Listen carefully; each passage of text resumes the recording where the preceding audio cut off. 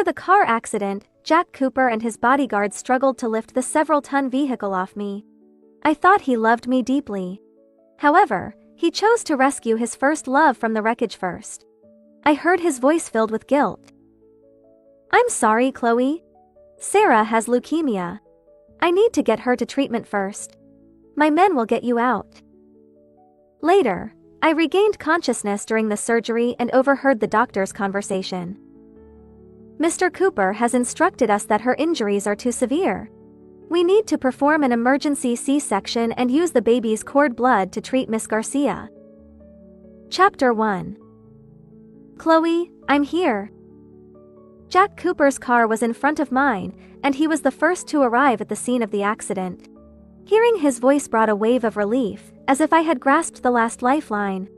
I screamed his name desperately, tears streaming down my face uncontrollably, my hands instinctively cradling my belly. "Jack, please, save me and the baby." He looked deeply into my eyes, but his attention was quickly drawn to Sarah, who was barely conscious in the passenger seat. He hastened his movements, struggling with the bodyguards to lift the car off me. "Jack, it hurts so much. Am I going to die? I'm sorry, I shouldn't have come back. I'm already a burden. Don't waste time on me. Save Chloe first." Sarah cried out weakly. Jack trembled with heartache until the car was finally lifted with a loud thud. But instead of coming to me, he immediately cradled Sarah in his arms, gently brushing her cheek and comforting her softly. "It's okay, Sarah. I won't let you die." With that, he turned to leave, completely ignoring me, still trapped and gasping for air in the depths of the seat. I reached out with difficulty, clutching Jack's pant leg, begging him to save me. Or at least, to save the 6-month-old baby inside me. But Jack held Sarah tighter as she wept in pain, and he walked away without looking back. "I'm sorry, Chloe. Sarah has leukemia. I must save her first. My men will get you out," he said, his voice filled with sorrow. The intense pressure made it feel like the life of the baby inside me was slowly slipping away. After Jack left, I felt warm blood trickling down my thigh.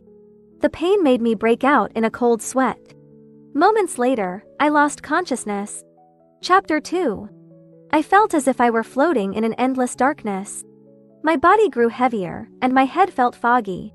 The strong smell of disinfectant filled the operating room, and I heard the doctors talking around me. "Do we really have to do this? She's so pitiful. We have no choice. Mr. Cooper gave the order. We have to comply. But performing an early C-section might mean the baby won't survive. Her injuries are too severe. She can't deliver naturally. Taking out the baby and the cord blood might still save Miss Garcia. Let's proceed." Then came the sound of tearing, but I was numb to the pain from the anesthesia. 3 hours later, the doctors wheeled me out of the operating room, tubes inserted all over my body. The small life that once grew inside me was gone. Now, there was nothing left. I wanted to cry from the pain, but my dry eyes couldn't shed a single tear. The agony was too overwhelming. Jack walked into the room, holding my icy hand. He tried to warm my hand, crying and apologizing. "I'm sorry, Chloe.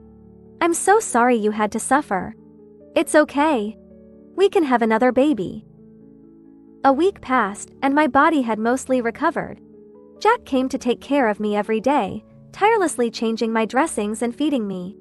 His tender and attentive demeanor made it seem like he wasn't the same man who took my baby away. With tears streaming down my face, I slapped him hard. He didn't dodge, letting me vent my anger. "Jack Cooper, you're a scumbag. Give me back my baby. That was my child." Jack's gaze froze for a moment, then he tightly embraced my frenzied self, gently stroking my hair. "Chloe, we can have another baby. Sarah's illness couldn't wait. I'm sorry. I'll make it up to you, whatever you want." I pushed him away, my voice choked with sobs.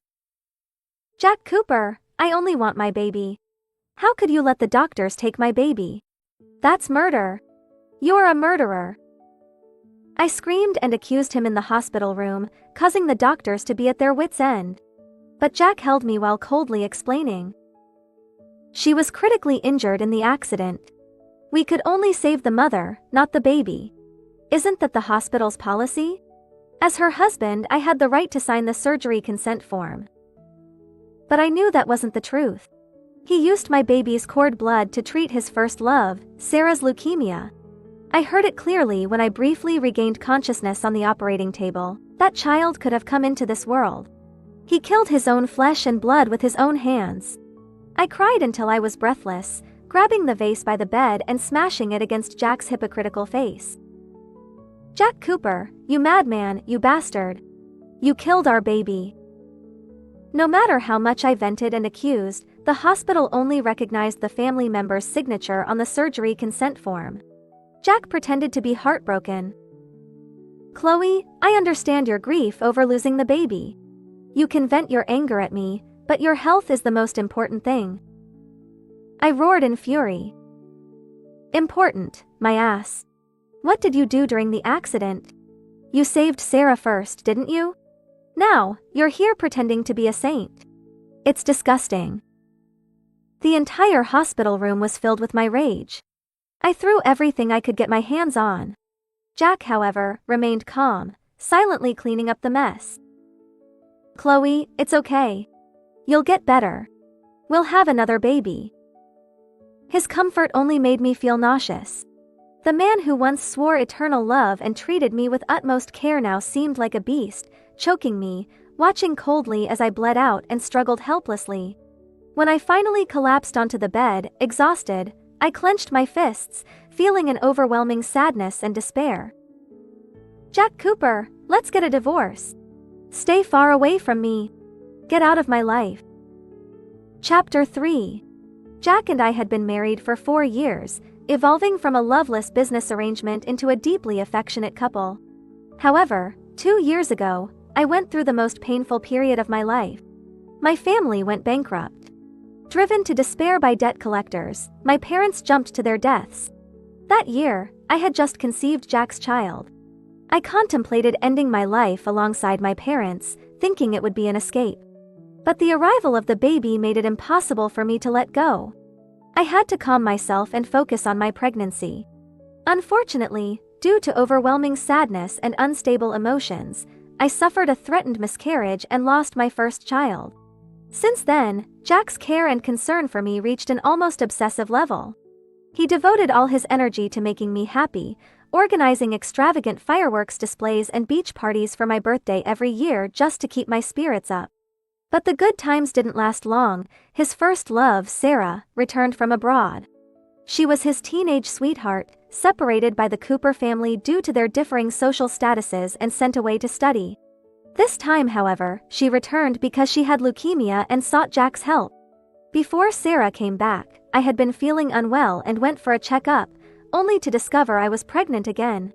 The day I confirmed my pregnancy, Jack's expression shifted slightly, as though something was troubling him. Jack, we're having another baby. Aren't you happy?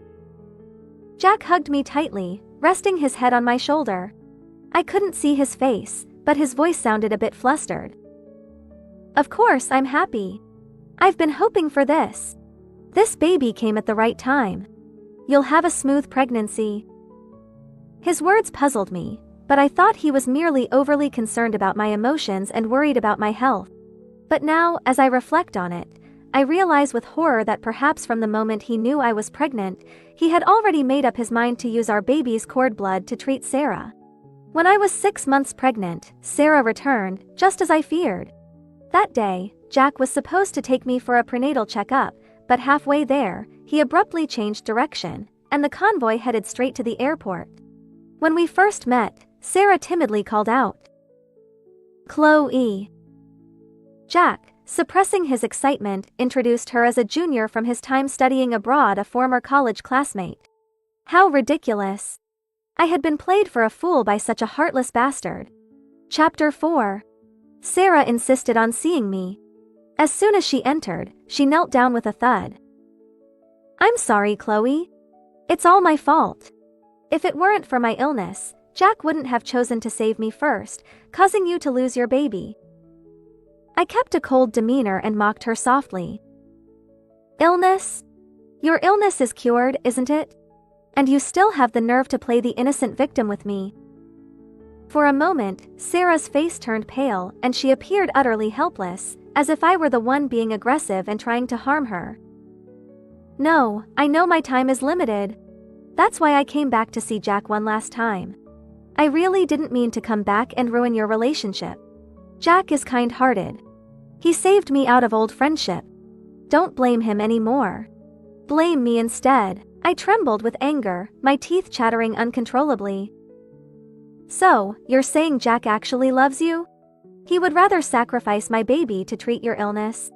Are you bragging about how good he is to you? Sarah's eyes filled with tears, and her hands trembled as she picked up a fruit knife from the table. Jack and I aren't what you think. He saved me out of kindness. If you really can't accept me, then I'll give you my life. As soon as she finished speaking, Sarah pressed the knife against her neck. I looked at her coldly, wishing she would truly die to atone for my baby's death. Go ahead, you bitch. If you have the guts, cut yourself and atone for my baby's death. Tears streamed down her face as she tightened her grip on the knife. Suddenly, the door was kicked open. Jack rushed in and managed to grab the knife from Sarah's hand. Sarah crumpled to the floor and Jack held her closely, glaring at me with fury. Chloe, you're being unreasonable. The loss of the baby was due to the accident. Why blame Sarah? She's still a patient. Besides, we can have another baby. Sarah has only one life. What's wrong with using the cord blood to save her? Sarah, appearing weak and frail, covered her mouth and coughed softly, looking pitiful. Yet there wasn't a single drop of blood on her neck. It seemed she was merely pretending to be vulnerable. Meanwhile, Jack's hand was cut, bleeding from holding the knife. Enough, Jack. No matter what Chloe thinks, it's my fault. I shouldn't have come back. If it weren't for me, the accident wouldn't have happened, and Chloe wouldn't have lost the baby. She spoke more sorrowfully, her chest heaving violently as she struggled to breathe. Jack gritted his teeth and reprimanded me, lifting Sarah into his arms. Chloe, you've gone too far this time. I'm very disappointed. Sarah is such a kind girl. How could you treat her like this? From now on, you need to stay in the hospital and recover. Don't bother Sarah anymore. With a loud bang, Jack slammed the door behind him as he left with Sarah in his arms. I clutched my aching heart, feeling a chill spread through my body.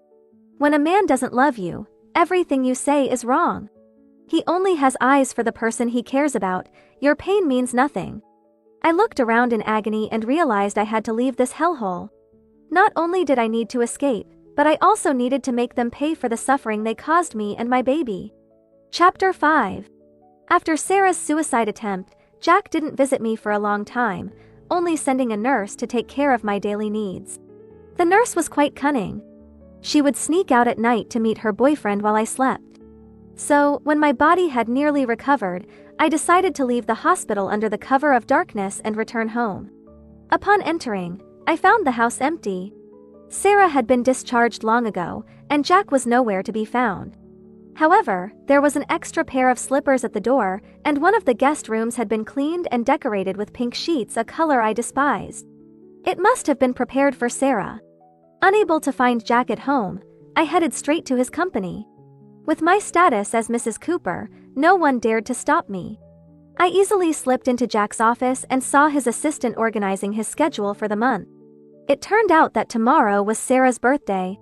Jack had purchased all the fireworks in the city to celebrate her special day and planned to transfer 2/3 of his shares to her. I clutched the share transfer document, my fingers turning cold. Well done, Jack Cooper. You didn't shed a tear for our baby, yet you are so generous and devoted to an outsider, a woman you once felt guilty about not being able to love. On Sarah's birthday, I disguised myself as a waitress and entered the high-end Hilltop Hotel where Jack had made reservations. Halfway through the wine, Sarah, drunk, collapsed into Jack's arms. Jack, you're so good to me. I knew you still remembered our old feelings and hadn't forgotten me. Jack forced a smile, not rejecting her, but instinctively tightening his hold on her. Sarah, as long as you're happy. Today is your birthday. Whatever you want, I'll fulfill it. Sarah, her cheeks flushed, boldly wrapped her arms around his neck and straddled his lap. The atmosphere between them grew increasingly intimate. Jack, I only have one birthday wish. I want you. Can you fulfill it? Just once, okay? Do you know I've kept myself for you for 5 years? If you really care about me, give me the most unforgettable birthday of my life. Jack, moved by her words, began to lose his reason, slowly sliding his hand under Sarah's skirt. From a dim corner, I held up my phone, fighting back nausea as I captured this scandalous and heated scene. At that moment, a message came through on my phone. Jack's computer password had been successfully cracked. I quickly replied, "Good job. Send me all those files." Chapter 6. The next day, I returned to the hospital, pretending everything was normal. The evidence I had gathered was still insufficient to completely destroy Jack, so I had to feign compliance for now. When Jack came to see me, he was impeccably dressed, clean and tidy, completely unable to tell that he had spent the night with Sarah. He listened attentively to the doctor's instructions and excitedly told me, "Chloe, you're almost fully recovered. You can go home tomorrow." I remained cold and indifferent, unwilling to engage with him. Yet he gently hugged me and whispered, "It's good that you're okay.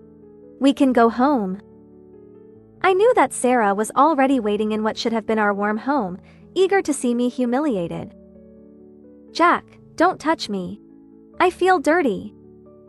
His expression darkened, and he slowly released his grip.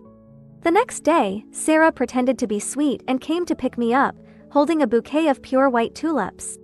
The moment I saw the flowers, my pupils dilated, and my body began to ache and itch. I was allergic to pollen. "Get away! Are you trying to kill me? Do you know I'm allergic to pollen?" I knocked the tulips from her hands, and Sarah's eyes filled with tears as she stood there helpless. "I'm sorry, Chloe. I didn't know. I just wanted to celebrate your discharge." My throat felt constricted, making it hard to breathe. My recently recovering body felt weak again, and I nearly collapsed. When Jack approached and saw Sarah crying, his expression darkened. "What's going on now, Chloe?" After Sarah explained, Jack merely sighed. "Come on, it's not that big of a deal. Besides, Sarah meant well, she didn't know you were allergic."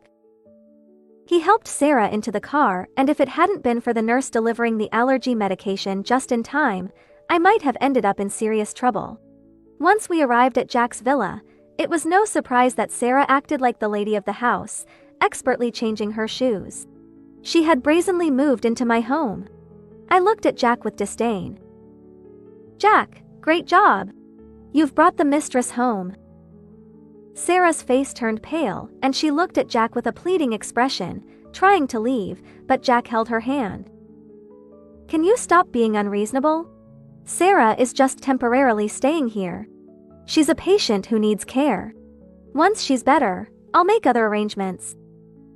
Jack's reasoning was airtight, and he spoke without hesitation. I was too tired to argue with him anymore and turned back towards my room. Unexpectedly, while Jack was away, Sarah knocked on my door. She stormed in, completely shedding her previous innocent demeanor. "Chloe, do you still not understand? Jack doesn't love you. He loves me." I closed my laptop and looked at her mockingly. "What do you mean?" Sarah smiled as she sat on my bed, lifting her wrist to reveal a stunning blue gemstone ring. I recognized it immediately as the latest engagement ring from the Cooper Group, named Ocean's Tear. Jack had once said that this ring was designed based on the tears he shed when he proposed to me. How could it possibly be on Sarah's finger? Wearing that ring meant proposing to someone you loved. The blue light stung my eyes, and it felt as though a piece of my heart had been brutally torn away, causing me to choke on my pain. Seeing my anguish, Sarah was clearly satisfied and couldn't help but gloat. "See? You should know what this is and what it means for me to wear it. If you have any sense, you should divorce Jack as soon as possible and stop clinging to him. You won't be happy together anyway." I felt a laugh bubbling up in my throat. You're so confident. Why don't you go tell Jack you want a divorce? Why come to me? Sarah, it's not that Jack doesn't want a divorce, you're just trying to pin it all on me. Sarah was momentarily speechless, caught off guard by my retort. Fuming, she left with a click of her heels, glaring at me as she reached the door. Chloe, what will it matter if you don't divorce him? I still have ways to stay in the Cooper family forever, to be with Jack for a lifetime. At that moment, I didn't grasp the full meaning of her words. It wasn't until a month later that Jack came to me with a proposition. Chapter 7. Jack's grandmother wanted to adopt Sarah as her goddaughter. This meant that Sarah would become Jack's sister in name. How ironic! First love turned sister. Chloe, I'm doing this for your peace of mind. Please stop fighting with me. I laughed coldly, tearing the adoption papers in my hands into pieces. Jack Cooper, you're so cunning. On the surface, this is for my benefit, but making Sarah your god sister means she can openly stay by your side, use your resources, and even share in the assets of Cooper Enterprises. How considerate of you. Are you planning to live as siblings in public and lovers in private after I'm gone? Jack's expression darkened, his eyes filled with rage. Chloe, how can you think that? Sarah and I are innocent. I'm trying to ease your hostility towards her so we can all live in harmony. How laughable. This man wanted to keep both sides, enjoying the benefits of both worlds. I took out my phone and placed it in front of Jack, my gaze growing colder by the second. What is this? Just watch, and you'll find out. The phone began playing the video of Sarah sitting on Jack's lap, asking him for a night together on her birthday. Jack Cooper, is this what you call siblings? You and Sarah are innocent? Panic washed over Jack's face. He reached for the phone to examine it more closely, but I snatched it back. It's not what you think, Chloe. That night, nothing happened. You have to believe me. I pulled out a divorce agreement from my pocket and threw it at him with force. Jack Cooper, I want a divorce. Give me my fair share of the assets, or I'll expose your affair with Sarah.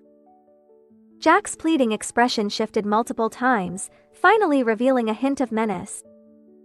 I'm sorry, Chloe. I can't let you leave me, nor can I allow you to destroy Cooper Enterprises. With that, he stormed out. Before I could respond, he burst back through the door, pressing a cloth over my mouth with lightning speed. My head spun, and my consciousness began to fade. Jack's voice grew fainter as he spoke. I'm sorry, Chloe. Just bear with it for a few days.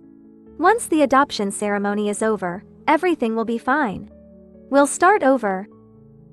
Chapter 8. I was imprisoned. I never imagined that Jack would be so ruthless, locking me away to ensure Sarah's smooth entry into the Cooper family. When I woke up, I found myself handcuffed in a remote private villa. My desperate struggles had left angry red marks on my wrists. Jack entered, carrying a bowl of homemade red bean porridge. I used to love red bean porridge, but now the smell made me feel nauseous. It's no use, Chloe. Stop being so stubborn. Just give me 3 days. Everything will be fine after that. He gently brought a spoonful of porridge to my lips. My heart felt dead, and tears streamed down my face as I turned my head away. Jack Cooper, do you love Sarah so much that you're willing to imprison me just to bring her into the Cooper family? His hand paused, and his eyes revealed an emotion I couldn't decipher. Chloe, Sarah suffered a lot because of me. I owe her this. And as for you, I love you. I've always loved you. I didn't believe him. He claimed to love me, yet he had done everything to betray me. He only loved himself, using Sarah to alleviate his guilt and me to ease his conscience over our lost child. Jack Cooper and Cooper Enterprises had always maintained the most upright and prestigious reputation in elite circles. Jack wouldn't allow anyone to tarnish his image as a gentleman. Jack Cooper, the most hypocritical person here is you. You deserve to die. My baby was the innocent one.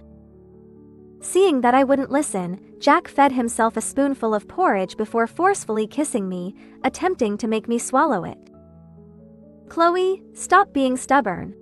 My patience is limited. I struggled desperately, even biting his tongue until it bled, but he ignored my resistance until the entire bowl of porridge was forced down my throat. Someone, give her a sedative. Watch her closely. Cold liquid slowly flowed into my veins. My screams of rage faded into despair. Jack Cooper, I hate you. I will make you pay. Chapter 9. News of Sarah's impending adoption into the Cooper family as a goddaughter spread like wildfire online. Sarah became a socialite overnight, but some insiders began exposing her past as Jack's first love. People cursed and envied her. Despite this, Sarah seized the opportunity to shape her image online. She claimed that she and Jack were childhood friends, not lovers. After contracting leukemia abroad, she returned for treatment, and the Cooper family took her in out of old friendship. In short, Sarah was innocent, and Jack was righteous and kind. For 3 days, Jack gave me no chance to escape. So, I turned my attention to Sarah. Chloe, why do you want to see Sarah? Jack was puzzled. I pretended to forgive, to accept Sarah, and to submit to Jack. You're right. My hostility towards Sarah was too deep. I want to apologize to her. After all, she'll be my sister now. We need to get along. Jack hesitated but agreed, hoping to ease the tension between Sarah and me. That day, Sarah entered the villa where I was imprisoned, looking smug. On the surface, she was gentle and kind, but she kept leaning into Jack's chest. She was flaunting her new life in the Cooper family. Sarah carried a handbag that was a limited edition I had treasured in my closet. You really have no shame. As we passed each other, my eyes reddened, and I cursed her. But Sarah didn't care. To show off in front of Jack, she even offered to cook for me. Chloe, see how kind Sarah is. She never held a grudge for what you did to her. To escape, I suppressed my anger, pretending to be understanding. Jack, you're right. I misunderstood her. Sarah is a good girl. After dinner, Jack was completely convinced that Sarah and I had reconciled and that I had forgiven her for the baby's loss. I affectionately linked arms with Sarah, asking Jack to get the car. I'll see you off. As soon as he left, I quickly grabbed Sarah's hand and pressed it against my chest. Ah! Sarah, why did you push me? With a loud thud, I tumbled down the stairs, my head hitting hard, blood streaming down my face. Chloe? Jack turned to see me lying at the bottom of the stairs, covered in blood. He rushed over, and I finally smiled. Despite the pain in my head and limbs, I felt a sense of triumph. My plan had succeeded. If Sarah could play the victim to achieve her goals, why couldn't I? For my lost baby, I had to escape. Chapter 10. Everything was white and blinding. Jack, seeing me awake, rushed to my side, looking disheveled and sleepless. Chloe, you finally woke up. You scared me. Sarah also looked worried, trying to comfort me. Seeing her, I screamed in terror, demanding she stay away. Sarah, you should leave. This time, Sarah was genuinely aggrieved. Jack, I didn't push her. Don't you believe me? Jack remained silent. I glared at Sarah, pointing at her. Why did you try to kill me? I already agreed to let you into the Cooper family. Why can't you tolerate me, Sarah? I'm the real Mrs. Cooper. I just lost my baby. How can you be so cruel? Sarah was speechless. I was the injured one, covered in blood. Even if Jack favored her, he couldn't believe I would harm myself so severely. Mentioning the baby, Jack's expression changed. He growled. Get out. Stop upsetting Chloe. Sarah stomped her foot in frustration but had to leave. Jack sighed in relief, holding my hand to comfort me. Chloe, Sarah was impulsive. She didn't mean to push you. Don't hold it against her. His words meant I should forgive that bitch. I looked at the man who claimed to love me, feeling utterly cold. I had hurt myself this badly, yet he still defended her. Both of them were despicable. But it didn't matter. I had escaped. Now, I could deal with them. I forced a smile, pretending to be gentle. I understand. You want to repay her. You're just too soft-hearted. Jack seemed touched by my understanding, hugging me tightly. Chloe, I'm sorry. It's all my fault. I'll make it up to you. Thank you for understanding. I patted his back, but if I had a knife, I would have stabbed him without hesitation. Chapter 11. With my forgiveness, Jack allowed me to attend Sarah's adoption ceremony. That was my goal. That night, the Cooper Enterprises banquet hall was bustling with people eager to see the new Cooper family member. I sat in a wheelchair, dressed in my finest, waiting for the ceremony. Suddenly, Sarah entered my room. I immediately became alert, grabbing a sharp decorative vase. I could get hurt, but I wouldn't die in her hands. Sarah laughed, covering her mouth. Chloe, do you think I'm here to kill you? She walked towards me, her smile sinister. You're too naive. Why would I kill you? I'm the future Cooper family heiress. I'll keep you alive, torturing you slowly, making you watch me live happily in the Cooper family, making you watch me get closer to Jack, taking his love. Chloe, you shouldn't have framed me. I was going to let you go, but you made Jack angry at me for days. Do you think you should be punished? I was furious, slapping Sarah hard, my chest heaving. You shameless mistress daring to challenge me. Sarah, do you really think I can't deal with you? Sarah laughed, as if seeing through all my plans, gripping my chin with a fierce look. Chloe, you plan to expose the video of me and Jack at the ceremony, right? To reveal my true identity? She was right. I intended to play the video, exposing her dirty deeds. That's why I risked my life to escape from the villa. But now, Sarah showed no fear.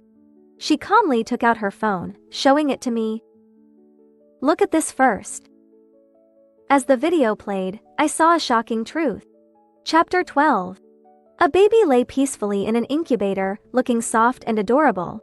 He sucked on his fingers, his big eyes darting around curiously. This is your baby. He's still alive.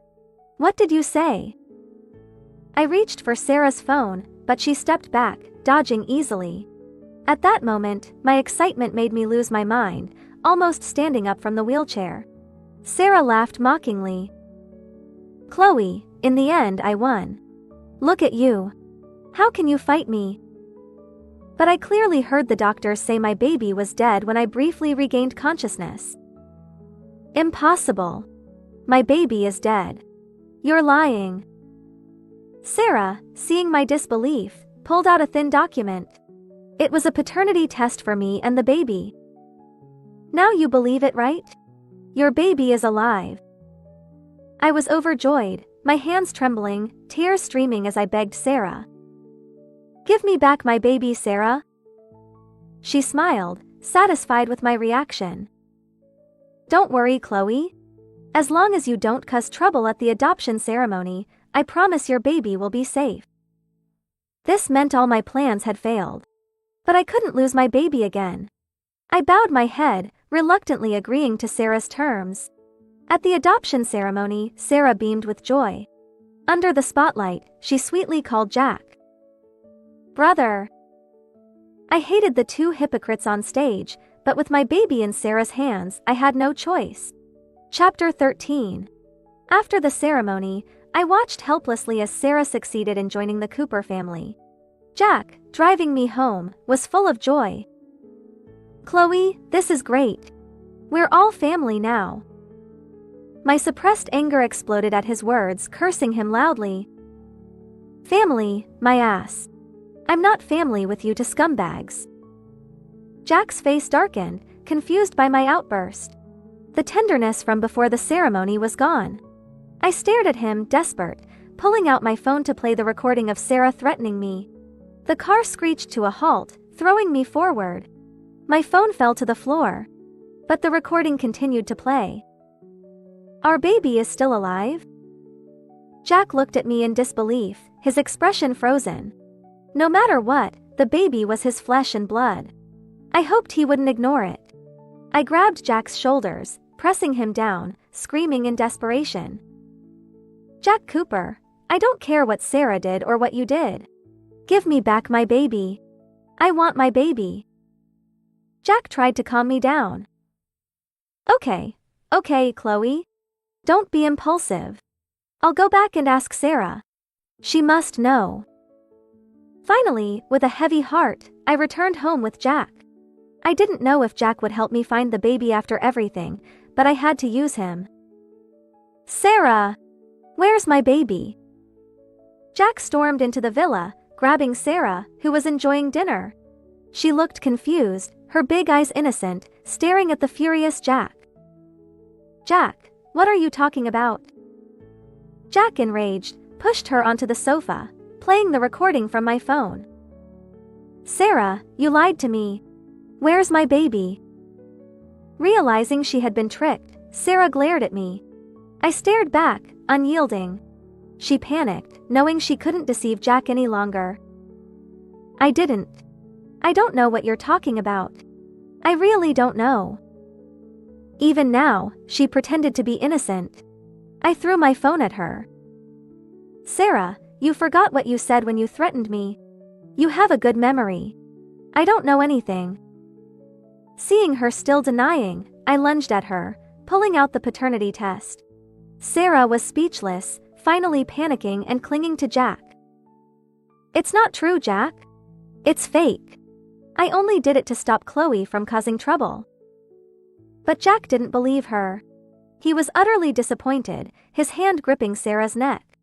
Sarah's face turned red, unable to speak. Sarah, my patience is limited. Tell me, where's my baby? Chapter 14. The baby was gone. It was all a lie, a cruel trick. I collapsed on the sofa, my eyes empty and numb. All night, Jack interrogated Sarah. But the truth was, she used the baby's cord blood for a DNA test to threaten me. The baby in the video was just a random hospital footage. I cried uncontrollably, feeling utterly drained. Jack, equally devastated, held me crying. Chloe, I'm sorry. I'm so sorry. Don't be sad. We'll have another baby. But I couldn't hear him. I bit his shoulder hard, drawing blood, refusing to let go. Jack finally realized the depth of his betrayal, but it was too late. He and Sarah had destroyed everything. I left Jack, driving to the hospital in the middle of the night, clutching a trembling knife. Desperation had driven me to madness. I held the doctor who performed my surgery at knife point, demanding she show me the surveillance footage from that day. Chloe, the operating room surveillance was broken that day. I'm not lying. I pressed the knife harder against her neck, a thin line of blood appearing. The doctor was terrified. Do I need to stab you to make you talk? I felt like a madwoman dragging the doctor to their office with the knife. Finally, the hospital director intervened, retrieving the footage while trying to calm me down. You scoundrels! How could you do such a heartless thing for money? Indeed, they had taken bribes, performing a C-section to extract my baby and its cord blood. My baby was truly gone. With the footage in hand, I left the hospital, driving to a secret location. Chapter 15. The next day, a live stream went viral online, continuously playing several videos, gaining immense attention. The first video showed a major hospital accepting bribes to perform an unauthorized C-section, extracting a 6-month-old fetus and using its cord blood for treatment. The second video revealed the newly adopted Cooper family heiress, Sarah, had multiple abortions abroad and had spent a fortune on hymen reconstruction before returning. The third video exposed Sarah's promiscuous lifestyle, seducing Jack Cooper and offering him her first time. The fourth video showed Jack Cooper signing his wife's abortion consent form and ordering the use of their baby's cord blood to treat Sarah's leukemia. The fifth video provided evidence of Cooper Enterprises' long-standing involvement in illegal gambling and brothels, enriching themselves. Jack Cooper went mad searching for me. By then, I was already on a train to a remote town, ready to start a new life. As I got off the train, I received a call from an unknown number. I immediately recognized Jack's voice. He was crying, pleading. "Chloe, I'm sorry. I'm a bastard. Can you see me one last time?" I remained expressionless, turning all my pain and suffering into a sharp blade, stabbing into his heart. "Jack Cooper, the moment you chose to save Sarah and abandon me and our baby, the Chloe who loved you died. If you really want to see me, then die. Meet me in hell." Jack sobbed uncontrollably. He desperately begged for my forgiveness. I didn't love Sarah. I just felt guilty and wanted to make it up to her. "Chloe, I've always loved you. Please forgive me." I didn't want to hear his hypocritical apologies, nor would I forgive him. But his death wouldn't be enough. "If you want my forgiveness, then die. Atone for my baby's death." I heard the sound of screeching brakes, followed by a violent crash and screams. Something hit the ground hard, making my ears ring. Beep, beep, beep. The call ended. Later, while eating noodles at a small-town diner, I saw a news report on a tragic car accident. According to reports, the deceased is suspected to be Jack Cooper, CEO of Cooper Enterprises. The accident occurred while he was fleeing from the police with the newly adopted Cooper heiress, Sarah. Amidst the company's scandal and police pursuit, the Cooper CEO crashed on an overpass, dying on the spot. Sarah, severely injured, underwent surgery. Her legs were amputated, and she is currently in the ICU. The diner owner, watching the news, cursed. "Those two scumbags deserved it. Morally corrupt, doing all sorts of evil. Especially Jack Cooper, running casinos and brothels, ruining countless families while living a carefree life." Exactly. And that so-called Cooper heiress, pretending to be innocent, is no better. I heard she had AIDS and used someone else's cord blood to treat her leukemia. Disgusting. I finished my noodles, paid quickly, and left. The owner chased after me. "Miss, you gave too much. The noodles are $20. I need to give you change." I smiled gently. "Boss, you spoke the truth. I liked it. Consider it payment for future noodles." Leaving the diner, I received a message from my lawyer. Jack Cooper died before we could divorce. All his assets were now mine. And I was ready to embrace a new life.